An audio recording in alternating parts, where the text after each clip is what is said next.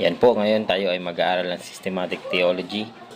Ito po ay isang branch ng theology kung saan ito po ay mas organized at mas categorized po in doctrine by doctrine.